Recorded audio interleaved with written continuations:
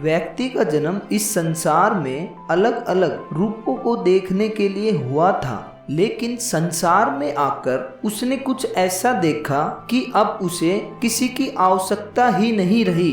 इसी पर संत कबीरदास जी का यह दोहा है, आया था संसार में देसन को बहुरूप, कहे कबीरा संत ही पड़ी गया नजरी अनूप। इस दोहे का शब्दार्थ है, आया था संसार में देसन को बहुरूप, मतलब उसका जन्म संसार के विविध रूपों को देखने के लिए हुआ था।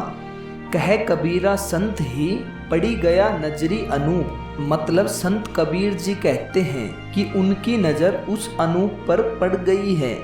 इस दोहे का भावार्थ है, संत कबीरदास जी कहते हैं कि उसका जन्म इस संसार में विविध रूपों को देखने के लिए हुआ था। संसार में आकर साधक ने देखा कि पूर्ण ब्रह्म के उसको दर्शन हो गए हैं, अब उसे किसी की आवश्यकता शेष नहीं रही है।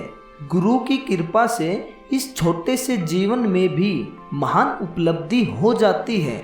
जैसे साधक का जन्म तुच्छ सांसारिक कर्मों को देखने के लिए हुआ था, लेकिन उसे तो पूर्ण परमात्मा की प्राप्ति हो गई है, जो अत्यंत ही श्रेष्ठ कार्य है। इसी पर संत कबीरदास जी ने कहा है, आया था संसार में देसन को बहुरूप, कहे कबीरा संत ही पड़ी गया नजरी अनूप।